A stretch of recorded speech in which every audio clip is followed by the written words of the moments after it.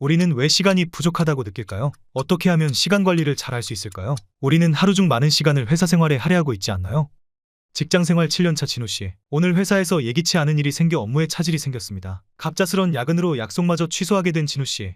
이럴 때마다 진우 씨는 시간 관리에 어려움을 느낍니다. 숙련된 임원이나 연차가 높은 직원들도 일상의 흐름을 깨는 예기치 않은 일이 발생하면 생산성을 유지하는 것이 어려울 수 있습니다. 그렇기 때문에 인생의 모든 변화무쌍한 부분을 관리하는 데 도움이 되는 몇 가지 핵심 생산성 기술을 갖추는 것이 매우 중요합니다. 구글의 생산성 프로그램 관리자인 로라 메이마르트는 몇 가지 핵심적인 생산성 기술을 갖추면 삶의 모든 영역을 관리하는 데 도움이 된다고 말합니다. 기본적으로 생산성은 1년 내내 유지할 수 있는 긍정적인 업무 습관을 만드는 것입니다. 오늘은 가장 근본적으로 생산성을 향상시킬 수 있는 생산성 팁 5가지를 알려드리겠습니다. 생산성 관리 팁 하나. 지금 무엇을 하는 게 합리적인지 고민하기. 시간 관리는 결국 지금 무엇을 하는 게 가장 합리적인지 정하는 과정입니다. 지금 이 순간 어떤 일을 실행하는 것은 다른 일을 실행하지 않는 것과 동일한 행위입니다. 항상 상충되는 부분이 있습니다. 예를 들어 당신이 꼭 참석할 필요가 없는 회의에 들어가서 앉아있는 것은 다음 주까지 꼭 끝내야 하는 프로젝트에 집중할 수 있는 시간을 빼앗기는 것과 마찬가지입니다. 우선순위를 자주 점검하고 미래의 나를 위하여 현재 나가 지금 집중해야 할 일이 무엇인지 판단하세요. 생산성 관리 팁들.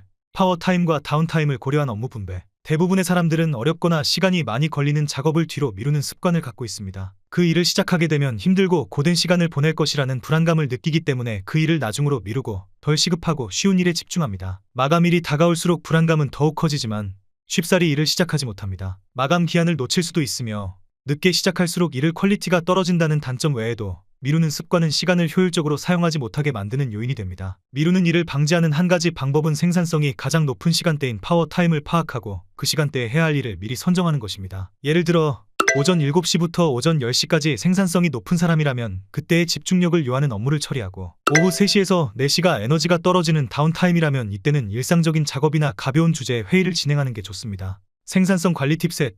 집중력을 깨트리는 요소 제거. 시간을 체계적으로 관리하기 위해 계획을 세우는 것도 중요하지만 더 중요한 것은 일과 계획하에 시간을 할당한 지금 이 순간에 집중력을 발휘하여 일을 단시간에 효과적으로 처리하는 것입니다. 하지만 집중력은 언제나 흐트러질 수 있습니다. 따라서 집중력을 방해하는 요인을 사전에 파악하여 제거한다면 업무 중에 산만해지는 것을 예방할 수 있습니다. 인터넷 브라우저의 탭창을 하나만 열어두거나 어플리케이션의 알림 기능을 차단하는 등의 집중력 유지 팁은 산만함을 최소화하고 집중력을 유지하는 데 큰 도움이 됩니다. 생산성 관리 팁 넷. 할 일 목록 작성. 단순해 보일 수 있지만 고전적인 할 일 목록을 작성하는 것은 생산성 향상을 위한 가장 좋은 방법 중 하나입니다. 주말에 주중 업무 목록을 미리 정해놓거나 전날 밤에 다음날 할 일 목록을 작성하는 것도 좋습니다. 앞으로 해야 할 일을 미리 설정해 놓으면 매 순간 우선순위를 선정하기 위해 고민할 필요 없이 계획한 업무를 실행하는 데 온전히 에너지를 집중할 수 있습니다. 할 일 목록을 작성할 때는 그것이 하루의 여정을 안내하는 지도라고 생각해야 합니다. 더불어 단순히 업무를 나열하는 것이 아닌 장기적인 목표와 비전을 달성하기 위한 도구이나 과정이라고 생각한다면 생산성과 더불어 동기부여에도 도움이 될 수 있습니다. 특히 할 일 목록과 함께 지난 하루를 회상하며 감사했던 순간을 기록으로 남긴다면 번아웃을 피하는 데에도 도움이 됩니다. 생산성 관리 팁 5.